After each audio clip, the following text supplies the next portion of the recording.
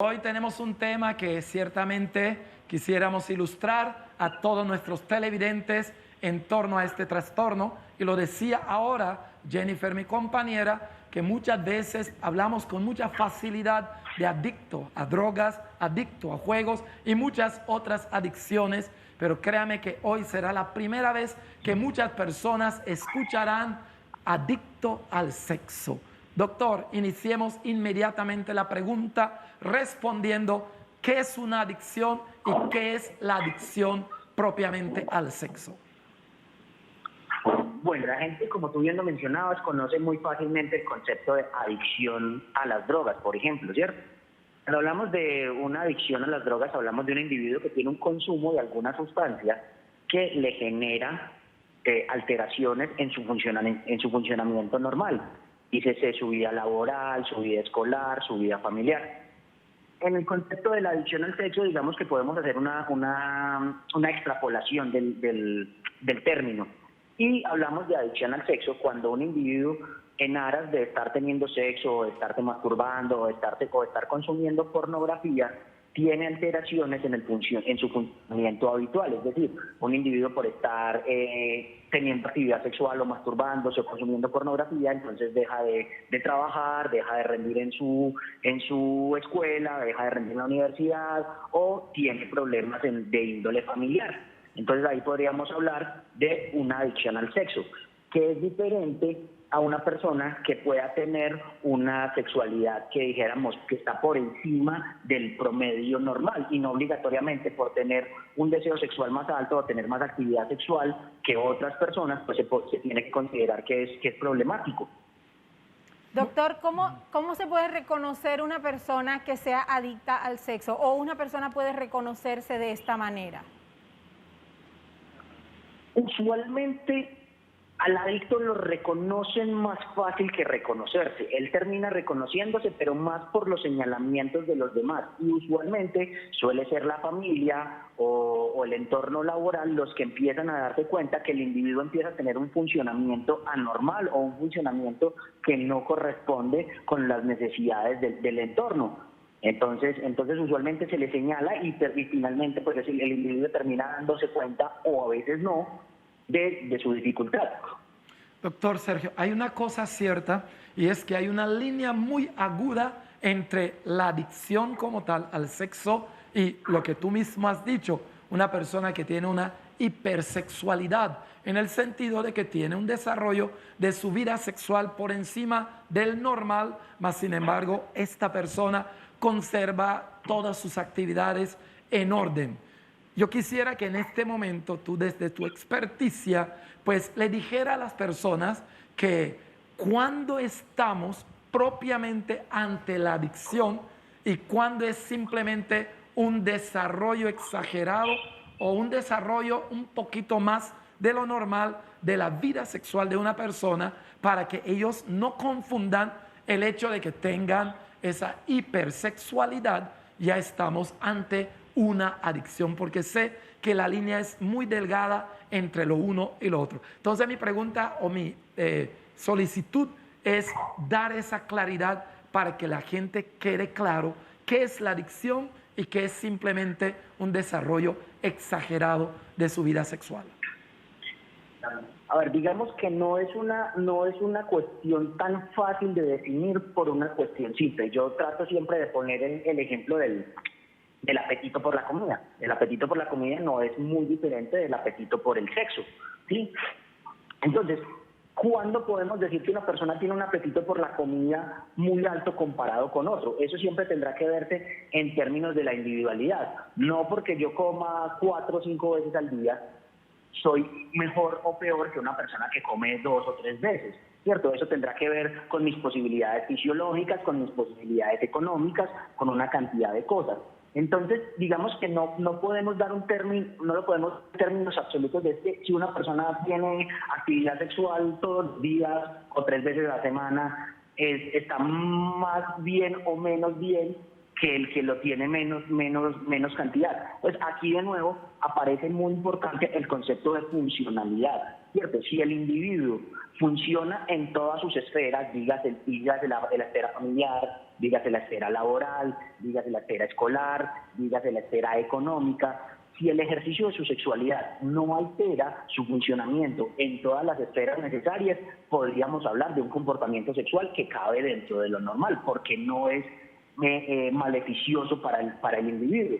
Pero si el ejercicio de su sexualidad, sin importar tanto en términos numéricos, está teniendo o le está generando problemas en estas esferas que he mencionado, entonces probablemente tendremos un individuo con un comportamiento sexual problemático que pudiera caber dentro de esa terminología que no termina de ser muy clara esa diferenciación entre la hipersexualidad y la adicción al sexo. Realmente la literatura que hay no logra hacer una diferenciación muy marcada entre estos dos conceptos y casi que los terminan usando de forma indistinta. Doctor, ¿hay algunos factores que se dicen que influyen para que una persona se predisponga a ser adicto al sexo, como es el caso del abuso sexual, las drogas, el exceso de alcohol, un contexto en donde esté marcado sobre todo por la violencia? ¿Qué tan cierto es esto?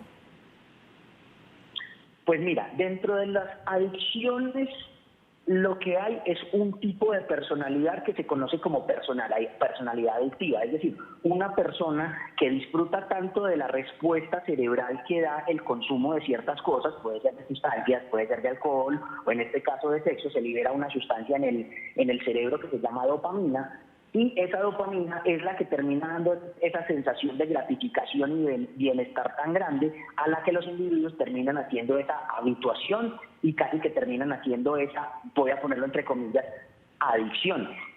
Con respecto al abuso sexual no está del todo identificado. Lo que sí está claro, y lo que sí hay estudios muy serios, es lo que demuestran es que las personas, más que sufrir abuso sexual, los que sufren abuso físico o abuso psicológico, ¿cierto? Los que son golpeados, maltratados o abusados desde lo psicológico, sí se ha visto que son individuos mucho más proclives a ser ellos mismos abusadores sexuales.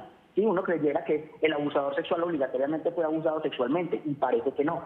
Que los abusados sexualmente no se van tanto hacia la línea de volverse abusadores, sino más por la línea de la ansiedad y de la depresión, pero sí, los que han sido abusados física o psicológicamente, sí se ha visto esa tendencia a ser abusadores sexuales. Pero que haya una línea directa entre el abuso sexual infantil y la posterior incidencia de una adicción al sexo, de una hipersexualidad, realmente dentro de lo que yo he estudiado y he leído, no lo he encontrado. Doctor Sergio, ¿hay algún factor genético o cultural que pudiéramos detectar ante esta adicción? ¿Algunos factores predisponentes en la parte genética del adicto sexual o algunos factores culturales que tal vez estuvo imbuido en estas creencias, prácticas, conceptos de la sexualidad que pueden ser detonantes para que en futuras ocasiones una persona termine siendo un adicto sexual?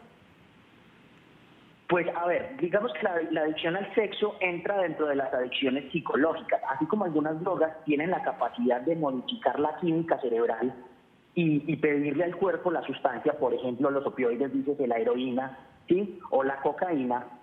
La marihuana, voy a poner este ejemplo, la marihuana no genera ese cambio cerebral, pero sí puede generar esa adicción psicológica. De manera similar, la adicción al sexo se considera dentro de este grupo. No obligatoriamente en las adicciones psicológicas hay una predisposición genética, pero sí, y esto es claro, sí pueden haber algunas predisposiciones de tipo cultural que tiene que ver con la visión que tenga cada cultura, cada región frente al ejercicio de la sexualidad. Hay lugares del país en los cuales la sexualidad es vista de una manera un poquito... Entonces, neurológicamente, el cerebro de una persona ¿sería igual al de alguien que no tenga esa adicción al sexo o tiene unos cambios? Doctor. Hola, qué pena, los perdí un segundo. Okay, I want to give a little context, contextualizing a Creole. For all the people where they look on the program right now, we're talking about sex addict. And we are talking with Mr. Dr. Sergio Alvarez. He's an expert in sexology. And it's very clear, this addiction, the addiction to sexuality, have many factors around it that make a person in the future be affected with this type of behavior. Basically, it's a compulsion. It's something that you cannot control. And you are pushed to consume pornography, all type of fantasy, all type of sexual relation. And the only way you feel satisfied sexually is when you do this way. That's why we are in front of an alteration, a mental alteration. No, Dr. Sergio wanted to make it clear that everybody got a personal development in their sexual life. Not because you consume or you have more sexual relation, automatically you are addicted. No, it's very clear that the addiction is something and hypersexuality is something different. Maybe culturally, some people are trained to develop more their sexual impulse, although they are not addicted. Something that is clear that Sergio insisted, when this addiction started to affect your laboral life, your studies, your relations, when you start to get affected in other aspects and you cannot control it properly, maybe these are symptoms that you are in front of an addiction. But if you got control still as yet over your sexual life, maybe you like to consume pornography, maybe you like to have different type of sex, but you are not addicted because you have certain control over it, and you continue to develop all your normal life in laboral, in your relation, in the best way. So this is very important. Ahora, doctor Sergio, ¿sí ahí? Estaba preguntando Jennifer si la parte neurológica, si el cerebro de un adicto al sexo es igual al cerebro de una persona que no es adicto al sexo. Si hay algún cambio neurológico en las neuronas del cerebro en el uno con respecto al otro. Pues hasta ahora lo que he estudiado y lo que he leído, no hay una diferencia neuroanatómica o neurofisiológica específica, ¿sí? Como les decía, es posible que haya una adaptación más desde el punto de vista psicológico de la sensación de bienestar que puede producir para estos individuos el hecho de consumir pornografía o de tener relaciones sexuales. Pero que haya un cambio en alguna estructura neuroanatómica que nos pueda decir, ya es que este es el cerebro de un adicto al sexo y comparémoslo con una persona que no lo es, realmente no lo conozco, no lo he leído y no creo que lo haya. Doctor, ¿cuál es el tratamiento entonces que una persona debe realizar, o más bien los especialistas a los que debe acudir para empezar a buscar una solución a esta situación que puede volverse tan problemática que alguien incluso puede caer en la depresión y hasta poder atentar contra su vida? Pues efectivamente, si solo el problema es el comportamiento sexual o la adicción al sexo, eso es trabajo de nosotros los sexólogos. Nosotros los sexólogos tenemos toda la posibilidad de hacer el manejo, tanto psicológico como medicamentoso, si es del caso, de estos pacientes. Ahora, si un paciente de estos, secundario a su comportamiento sexual problemático, tiene problemas de ansiedad, depresión o alguna otra alteración mental, en ese caso será necesaria la ayuda de psiquiatría para hacer el control de estos pacientes y para poder pues ayudarles a que tengan una vida más tranquila. Doctor Sergio, ¿hay alguna diferencia entre la promiscuidad sexual que una persona pueda tener con respecto al trastorno propiamente del sexo adicto? ¿Alguna diferencia? Lo que pasa es que en general no nos gusta ese término de promiscuidad, porque realmente es un término bastante peyorativo, ¿sí? Tanto al comportamiento sexual de los individuos. Si nos vamos a la definición de la OMS, la Organización Mundial de la Salud, define cuidar como tener más de una pareja sexual al año. ¿Sí? Sí. Entonces, por ejemplo, voy a ponerle el ejemplo de un adolescente o una adolescente que tienen lo que se llama la secuencial. La adolescente puede que tengan su novio, ¿sí? Y no tienen relaciones sexuales sino con su pareja, pero en el mismo año cambiaron de novio. Y entonces ella o él le están siendo fieles a su pareja, pero por definición de OMS son personas. Entonces digamos que ese concepto de promiscuidad realmente puede ser muy peligroso, ¿no? Y lo que tenemos que ver es ese comportamiento sexual, qué consecuencias le está trayendo al individuo. Entonces puede ser que un individuo tenga más de 2 parejas sexuales en el año, pero si es un individuo que está tomando las precauciones para evitar infecciones de transmisión sexual, si esto no está poniendo en riesgo su calidad de vida, no está poniendo en riesgo otras de las que hemos hablado, pues realmente darle esa categoría o ese concepto de promiscuidad me parece que es un poquito peligroso y que de alguna manera sería impropio de nosotros dar una categorización casi que desde el punto de vista moral del comportamiento sexual del otro.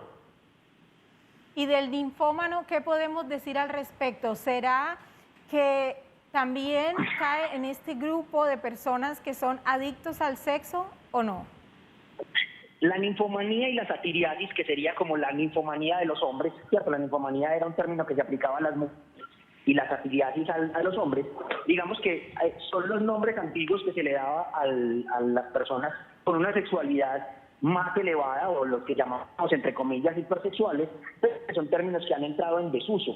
En este momento los términos que utilizamos son hipersexualidad y pues adicción al sexo, como les digo, esa línea entre adicción y hipersexualidad realmente es muy difusa y no obligatoriamente o digamos que se usan casi que de forma indistinta el uno o el otro, pero lo que les digo, es muy peligroso usar esos términos, porque es que supongamos que la cantidad de sexo que puede tener X para él está bien, pero el individuo Y puede que tenga más relaciones sexuales en la semana o en el mes, y entonces no por eso yo puedo catalogar que el individuo X está bien y el individuo Y está mal.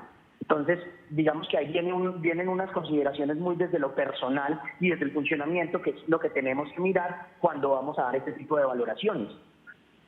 Doctor Sergio, lo decíamos al inicio, el tema de la sexualidad todavía en nuestros países son tabú, no lo tocan. Muy poco las personas se acercan al experto abordando un problema en su vida sexual.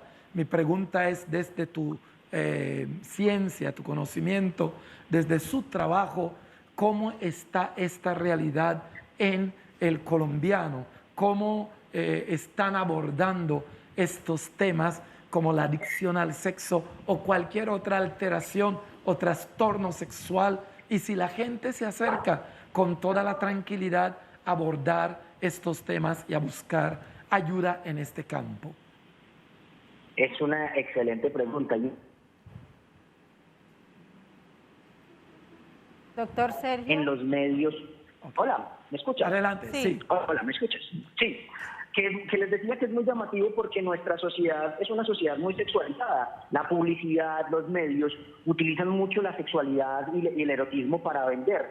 Y pensaríamos que nuestra sociedad entonces acepta o concepto de la sexualidad de una forma muy libre, y realmente no.